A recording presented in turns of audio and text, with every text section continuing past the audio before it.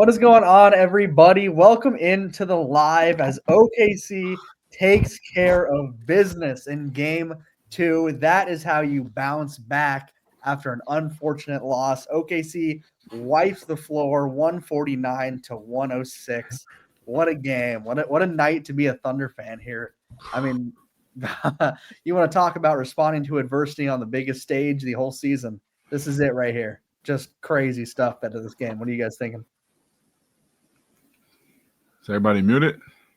No. I was gonna say. Well, go ahead. Yeah, you got it. Good.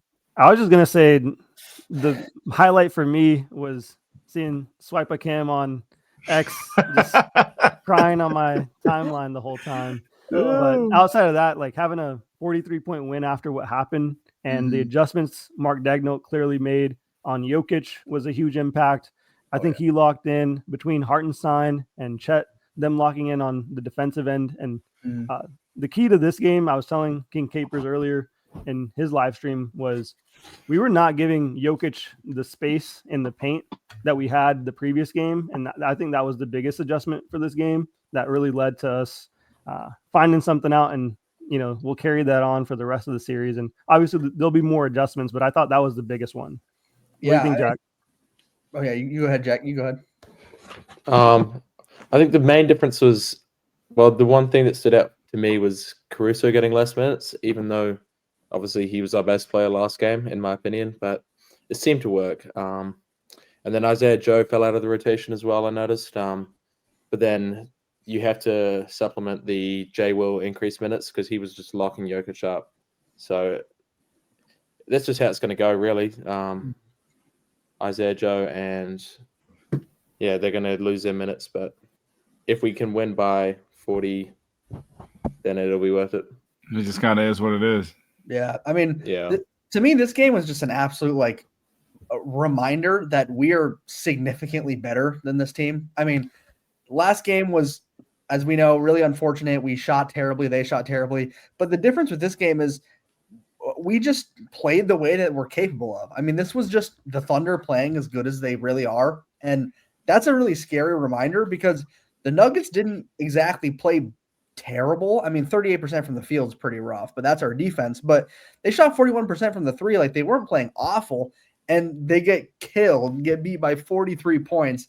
I mean, that's just – it's just insane how much better of a team we are. Like, this team is so good, and sky's really the limit for them. The only thing that's keeping them from winning it all is going to be themselves. I mean, at the end of the day, that's our biggest enemy is ourselves. There's no team that I'm confident can take us out.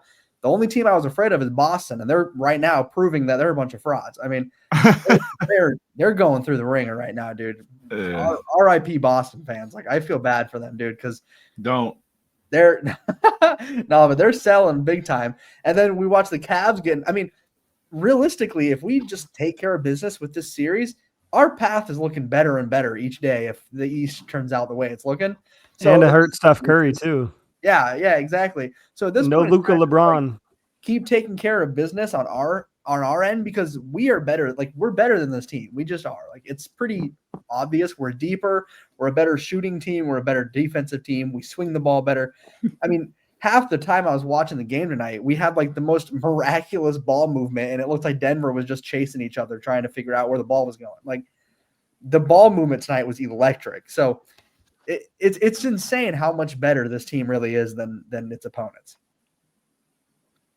Yeah, man, and it was very interesting.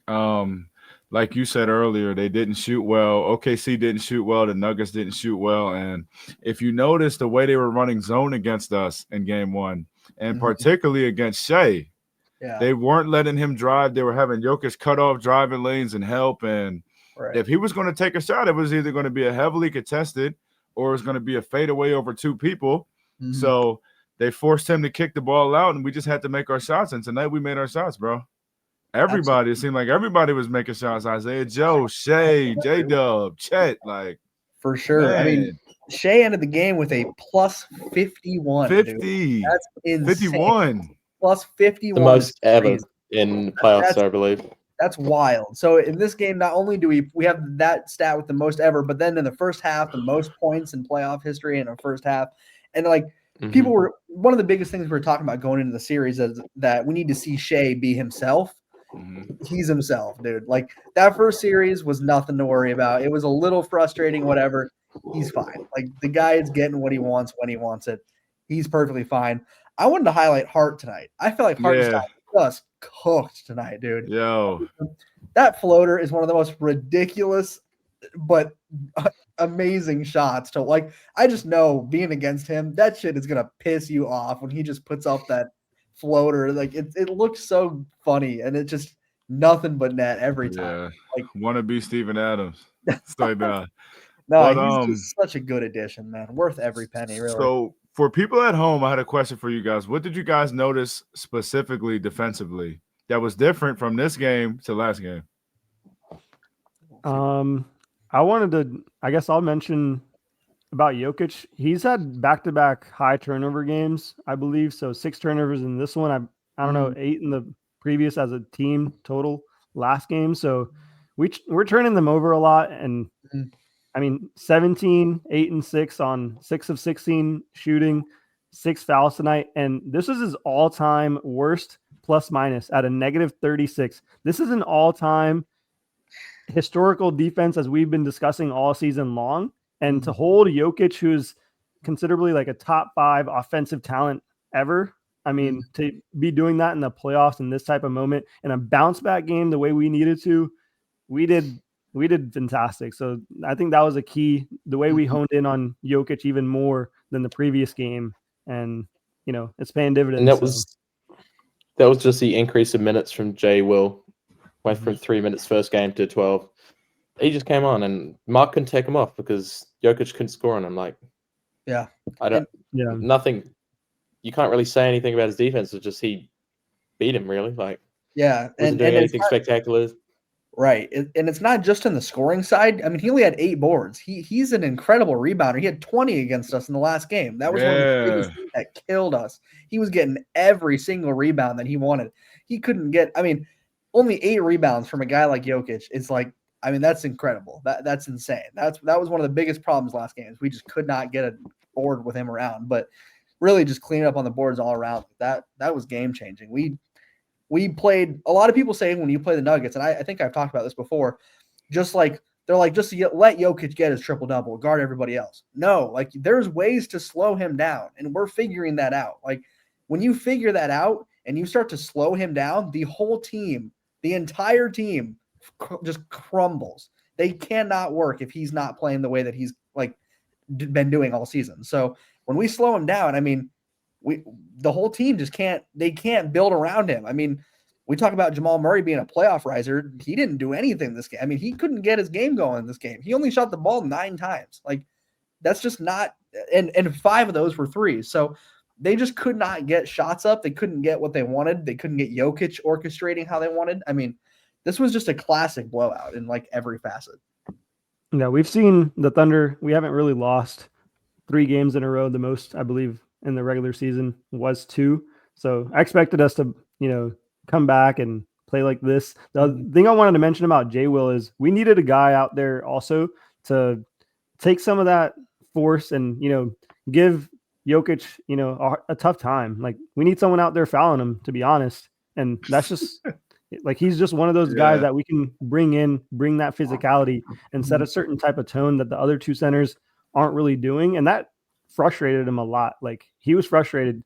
As soon as Jay Will was in the game, he was at the refs the whole game after that because he was not able to get past him. And on top of that, you know, how many fouls are they going to call, you know, on one guy when he's on the floor? So I thought that was a great adjustment as well. Mm-hmm. There was something kind of small but big to me that I wanted to point out. The thing that was concerning, obviously, with last game was the whole like concept of those last 2 free throws for Chet. He went 7 of 7 from the free throw line today. That is a small thing, but the confidence to come into this game and go 7 for 7 from free throw after bricking the last 2 in the biggest moment of the game, like that's good, dude. Like what a good bounce back for him. I mean, 15 and 11, he was fighting the whole game, but just the confidence to knock down the free throws again, get back to the line and go 7 for 7. That I just really liked seeing that. It was super small, but that's something that like it's really meaningful to him, I'm sure. And Mark, I bet Mark really gave him credit for that, because that's a big thing. I mean, you got to hit your free throws. And when you don't, I mean, obviously we saw how it costed the game. So something like that could have really affected his play in this game. And it didn't. I mean, he was ready to play just like normal. He had a great game. I was going to say Shai also went. He is, really. Yeah.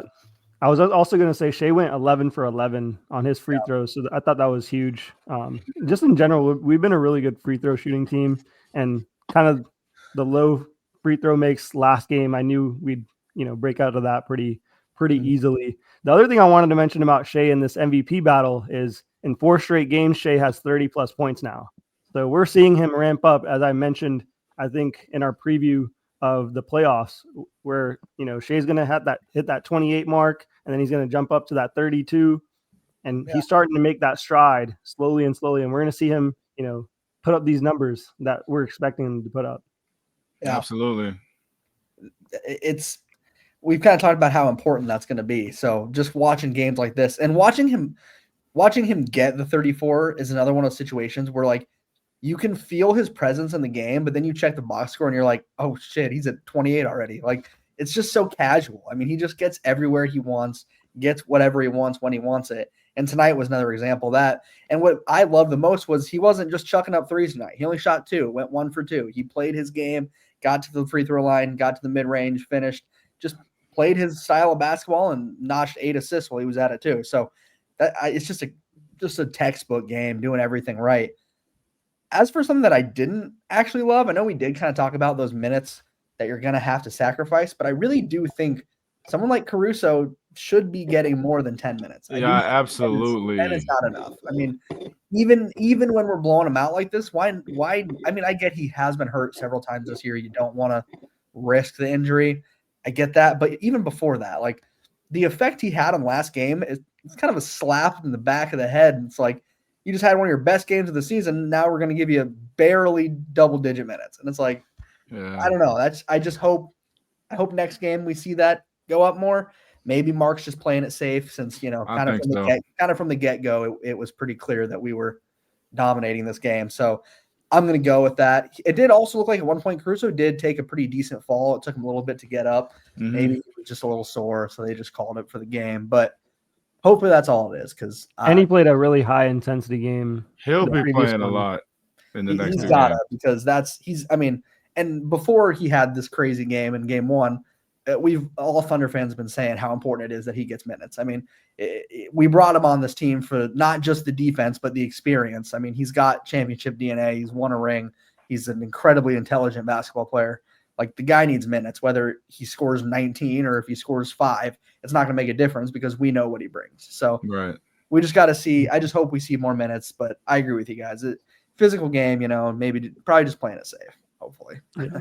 The other thing I wanted to mention real quick about the glow up that Chet had, along with Mark's adjustments that he made, the other glow up that we need to mention is Mark Daigneault had a successful challenge on that Lou Dort fourth foul on Nikola Jokic when the Thunder were up 104-69, but there was no free throws given to Jokic, which, frustrated him more. So I thought that was a great challenge. So between, getting the correct challenge call, making our free throws, we kind of righted our wrongs from the previous game. So I love that for us. Yeah, that's a really good point. That's something that I didn't even really think about, but yeah, that's a good point. And it was also, to go even more into how it went the first game, it was trusting his players. I mean, his guys came over and told him like that was not a foul, and he trusted them that time, So looking back on that first one, obviously that was the problem, is he didn't go with Shai, but he went with what the players said this time, and it paid off. So that's a good point. But another thing I wanted to point out is Lou Dort didn't even offensively have that great of a game, and we still won by this much. Like, he was doing his stuff on defense. Like, I'm not saying he had a bad game, but 4 for 13, 2 for 9, not great shooting by any means, but like, that's out of character for him. Imagine he has his normal, like, he does knock down a 3 or 2 more, and I just always feel like we find ourselves looking at a blowout and realizing like how much bigger of a blowout it could have been if a couple players played better. And that's so reassuring, because it's like it makes such a safety net for the next game where we don't have to play this good, but we can, like, we have guys who can all play this good. So it's a bit of a safety net that I don't really think any other team has. I mean, that's kind of the payoff of this deep team. I was just about to say, bro, that just shows you how deep our team is, man. Like, just next man up mentality. Just literally always have a guy who's gonna give you his all. I mean, everybody on this team is gonna give it their all, but you can have guys like Lou, who has been a 3-and-D player in this playoffs, have an off night, but then you have Isaiah Joe, who goes 4 for 4 from 3 in his bench minutes. Like, you just have people constantly picking up each other's slack, and games like Game 1 are just such a fluke. I mean, that's such an unfortunate way to lose, just given the fact that we just shot so poorly. So that's reassuring as well. Like, that shouldn't be happening, and it probably won't happen to that extent again. I mean, that was about the lowest I think it's going to get, was that game right there. So, and this was an example of that. So what a way to respond. I mean, that was kind of my concern. Was I wasn't concerned that we wouldn't win, but it was like how aggressively are we going to respond? And we set the record for the most points in a half in playoff history. So we responded fairly well. Now we have to watch their response, because no team's going to come. It's still going to be tough into Game 3. And in Denver, they're not going to come into Game 3 after getting completely punked like that, and just This isn't going to be like Memphis. Come out strong. This isn't going to be like Memphis, where we beat them by 50 the next one game and then beat them by 20 the next. I mean, they're going to respond. We're in Denver. I mean, I definitely expect a really close game for this next one if we're not fully ready. But that's kind of what I'm ready to see is for this Game 3. I'm interested to see what the pace is. If we come out and play the slow game, just try to take it slow, or if we come out quick, come out firing. I'm really interested to see what kind of game we're going to play. If we're going to try to use the momentum and push the pace against the crowd, you got to kind of quiet them down, get the pace going, or are we going to just play a slow game? It'll be interesting to see. What do you guys think is going to be the kind of way the Game 3 goes? Probably a slow game. Yeah. I just think like they'll come out and just try to see what Denver does, take things slow, not try to force anything. I hope so anyway. That's just me, but I actually had a question, fellas. I have to address the elephant in the room. How are we feeling about J-Dub performance? What's your guys' thoughts on that? And I see somebody just said it in the chat. They're concerned about J-Dub on offense. 2 of 12 from 3 and 9 of 31 from the field through 2 games. He improved, but half were with SGA. He continues to struggle in that second unit. I understand the idea of the concern, but I'm not concerned. Because I just think J-Dub has shown enough this season that he's taken such a step up as a player, where when he's in this little slump he's in right now, I just don't think it's going to hold up. I think at some point we're going to see he's going to get out of the slump. It's just a concept of making and missing shots. It's not like we're watching him do things out of character, do stupid plays, take stupid. I mean, he's playing the way he plays. He's just not making his shots. So it's kind of like, it's pretty much, do you think that slump's going to keep going, or do you think at some point his shot's going to fall?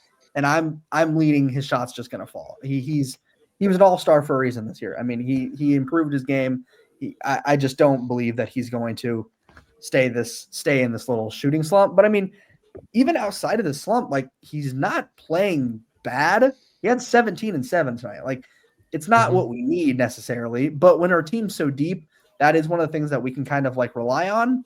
But at some point, you need your 2A, 2B, whatever we're going to call him, option to show up more. So I do agree he's got to show up a bit more, but I'm not upset. Like, I don't know. I'll let Jack or Satbeer give it a go here, but I'm not worried yet. I have no worries at all, because, like, do we need a call on our second option when we're up 40 points? You're not always going to be up 40, though, Jack. You're not always going to be up 40, Jack.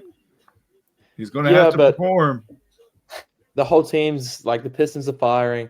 Shai got 34 and 84% from the field. Like, we're not looking to him for points, or we're not relying on him for that in this game. And he did a great job of facilitating 7 assists. And it would worry me if he was doing, like, obviously his production has stepped down and he's not being used as much this game. It would worry me if he was doing that inefficiently, but he's still shooting 54% from the field. I mean, I'm not worried at all. I think he'll show up in the big moments when we need him to, but we didn't need him today. So yeah, good call, the other Simon. thing I'm gonna step in and talk about from J-Dub's perspective. I think Gabe put it the best way is he's not doing anything out of character. His shot's just not falling. But if you're just not looking at the previous game, his shooting splits for this game was 6 for 11. That's kind of typical for him from like a percentage perspective, and he'll probably get closer to the average. But also we got to think about the fact that this team is just so deep between the guard lineups that even if he's not playing well, we have guys that can respond in the second unit, like a AJ Mitchell, now that he's back. So the reliancy that we had on him was due to injuries. We had Chet out for a long time, other factors. So with the fact that we're, like Jack mentioned, hitting on all cylinders, we don't need that same level of production in the playoffs from him. So not too worried. I do have, I don't know if it's a take, but I do believe we're going to see him get his scoring going. I really do. I think we're going to see at some point in this playoffs, I think he's going to get back up to that 20 points per game average. I do. I'm very confident in him this year. He's just shown so much in terms of that consistency coming back all season long, taking better shots, not forcing the ball as much. And just because he's having a slightly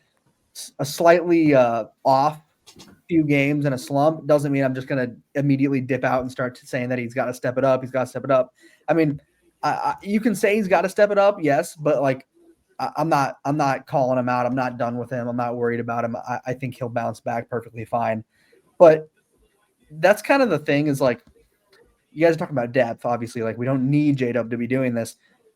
I do think he's kind of like the piece to the puzzle that would like ensure the championship, because if he is doing that with the depth, who is beating us? I mean, nobody. If he starts averaging his 20 plus and our depth is hitting on all cylinders, oh man, like that's crazy.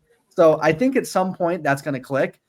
Honestly, I think it's either going to be this next round when we probably play the Timberwolves. I don't know, maybe Golden State will pull it off, but without Curry, it's going to be tough here for a bit. But yeah, I can see it being against the Wolves in the Western Conference Finals and just completely handling them in that series. And then it's the big show. I mean, once you made it to the finals, that's where we're going to see if J-Dub's going to step it up for sure or not, or if he's going to go back to this inconsistency. So I'm going to lean that. I think his points are going to go up and we're going to see him really rise.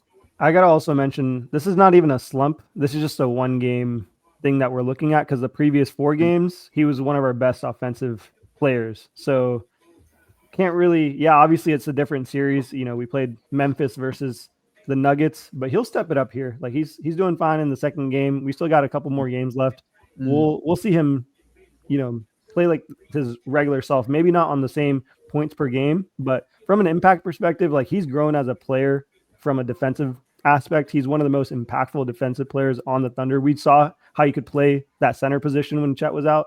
So that translates still with how he's playing right now from a defensive standpoint. So that's still a big leap, even if he's giving us less points. Like he still adjusts as impactful in terms of being like an all-star caliber player. So yep, he brings a lot of energy too. We've always talked about him kind of having that like shades of Westbrook mentalities with the energy. I mean, he gets the big dunks, the alley-oops, he gets yelling. I mean, that's a lot more important than I think a lot of people realize. Like it doesn't, you can have players who like only average 6 points per game. Like, but if they come off the bench and they're bringing the energy, like Jay will, for example, that's like, I mean, that's worth its weight in gold. Like a player like that who's just so electric and so fun, like especially at home, like that alley-oop, Shai to Jada, like that got the place going for sure. Not that we needed it at the moment. I mean, we were handling business pretty well, but so the energy Jada brings alone is worth a lot. I mean, he'll have off games. I'm not saying he's perfect. I'm not saying that he's some superstar. He's not a superstar, but he's our second fiddle. We need the guy. I mean, it doesn't matter if he's off or not. We need him. I just think what he brings on and off the court is so valuable. He's such a Thunder player. Like it's just, we've talked about absolutely, like it's so important. Yeah. Absolutely. Even if his misses feel like they're really loud, but his makes are even louder. So that's what I would say to that comment in the comment section. And I guess the other thing I wanted to point out real quick, I had some other stats and whatnot pulled up. So the Celtics scored 90 total points. The Wolves scored 88 last night, and the Thunder just scored 87 in the first half. Just had to put that out there for anyone. Wait, say that one more time, bro. Say that one more time for the fans at home, bro. So the Celtics total scored 90 points. The Wolves last night only scored 88, while the Thunder at half had 87. So, oh my that's God, ridiculous. Yeah. Well, another thing to think about with like that particularly, let's say we do get the Wolves in the next round. They're not doing that because Golden State's defense is clamping them up. They are on a horrendous yeah. right now. I believe it was 12 of 72 from three in the last 2 games, I think it was. Yeah. You saw the clip of Ant. His reaction. He was a holy shoot. His reaction is how I think every NBA fan reacted. But assuming that they don't just randomly rise to the occasion like Minnesota tends to do when we play them, assuming that they just play normal, imagine our defense against that right now. I mean, with our defense firing on all cylinders, if Ant's not on, it's not gonna be close. I mean, he has to pretty much average over 30 every game if they're going to beat us. And I know I'm talking ahead here. We still got to win the series we're in right now, but I'm just trying to think of at least, I don't know. I don't want to get too arrogant because it's only 1-1. The series is basically back to 0-0, but this game just like reminded me that last game was such a fluke and that we're just a better team. I mean, and that doesn't mean we're insured to win, better teams lose. Like we've seen that. I mean, Cleveland's pretty much the better team, but the Pacers are rising right now. So we could still lose the series, but if we just play even like half of what we're capable of, we're a better team. Like we just are. Oh, what's this here from Landon? Let's see if we got to say one thing. How about that Thunder shout out? The Thunder shout out. Oh, baby. Oh, yeah. Pretty good. That was really good.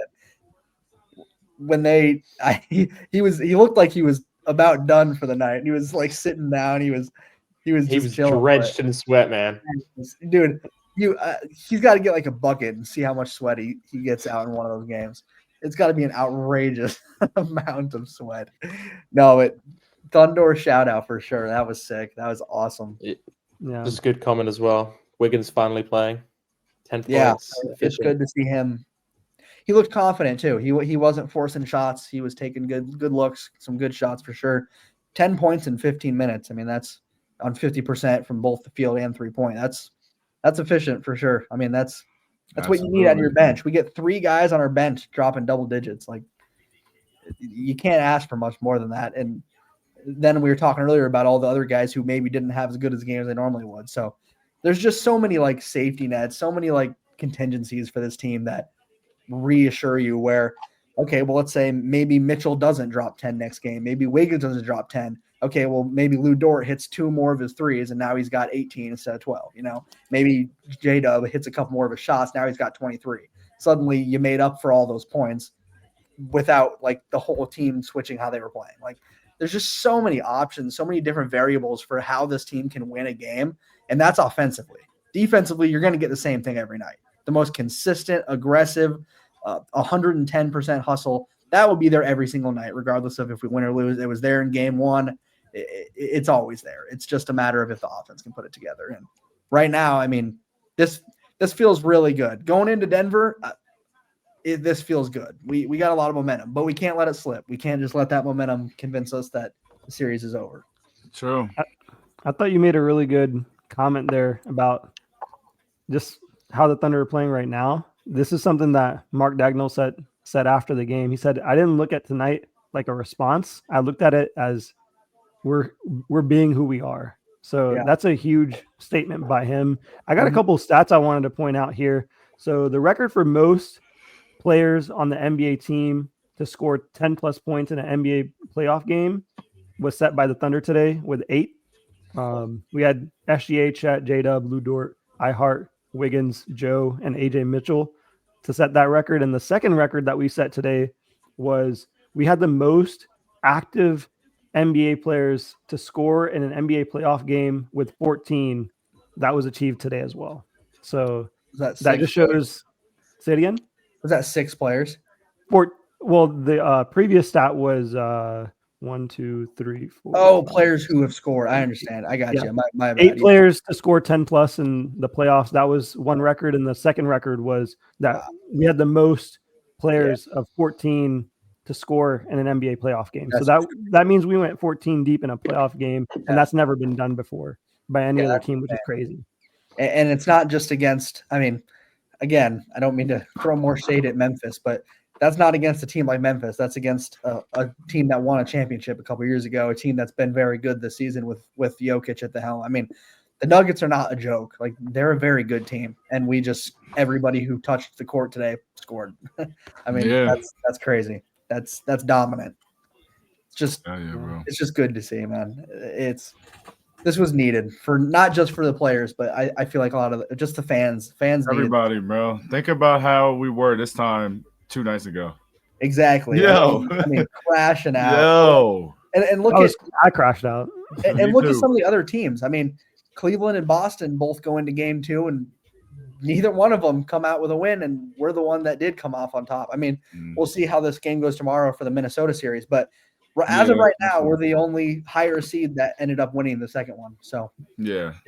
I also want to point out real quick on that comment, of all the analysts that I heard in all the talk shows, they were most concerned about the Oklahoma City Thunder going into this game compared to the Celtics or the Cavaliers. Even with the Cavaliers injuries, they still felt like they could have pulled that over compared to us, where we had to face an championship level core and a former MVP with Jokic. So that's a big statement that we just made, that we were really doubted by most of the analysts. ESPN, I know Stephen A was going off about us, and so I'm really happy that we pulled it out the way we did. Chuck was giving us a lot of credit in this game.